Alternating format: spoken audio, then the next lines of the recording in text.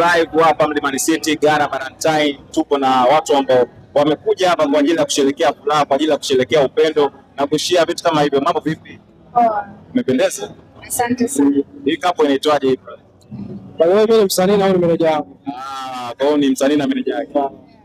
Ikiwa ni kwa mara ya pili Gara Pika tuandalia kitu kama hichi na kukutanisha watu, wanashare mawazo, wanashare idea, wanabadilishana connection. Ikiwa ni mwezi wa pili anafanya vitu kama hivi. Kama wasanii ma manager, kuna kipi ambacho huaga mnaondoka nacho?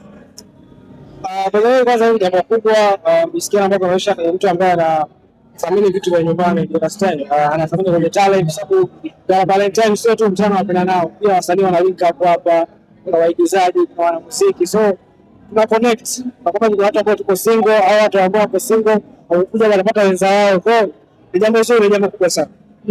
Kitu gani kikubwa ambacho kimewashawishi mkasema hii isitupite tuweze kuja kwa ajili ya kushuhudia jambo? Kwa hiyo nilikuwa na performance hapo, nimeshuka sasa hivi kwenye stage na nilipata mwalimu kutoka kwa Gara Pika mwenyewe kwamba nabidi perform, na nashukuru heshima sana mchango wao kunialika kwenye performance kwenye event yake, jambo kubwa sana, nashukuru sana. So nafanya performance hapo.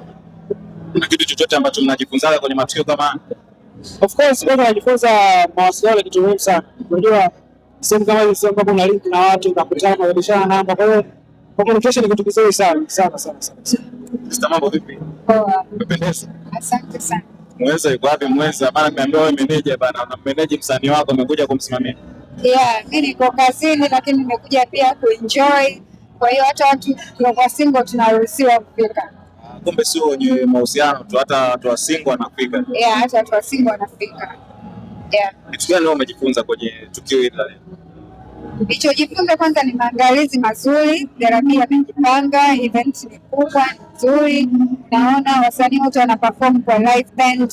Naona. Kwa hiyo ni event kubwa, nimejifunza vitu vingi sana, especially kwenye live band. Nasikiliza muziki live.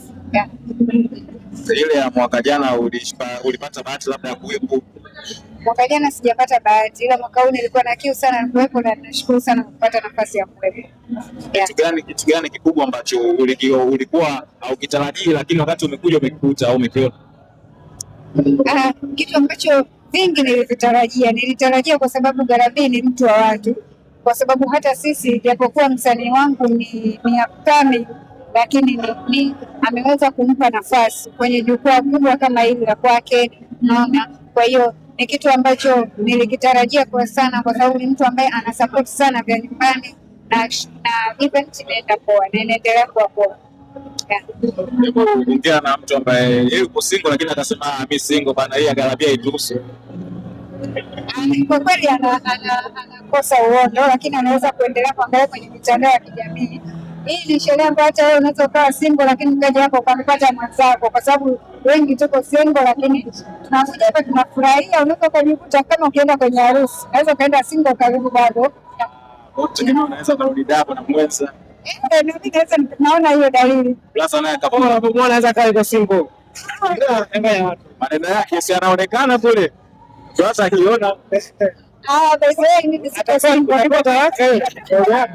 zawadi leo umepokea? Nimepokea na nimesherehekea vizuri, na ni Valentine yangu ya kwanza kuenjoy ipasavyo na mpenzi wangu. Sasa wewe zawadi leo umepokea au umetoa? Nimepokea na nimetoa pia, nashukuru. Shukrani sana. Siku yetu hii. Sisi watu wa Marekani. Shukrani sana. Asante sana.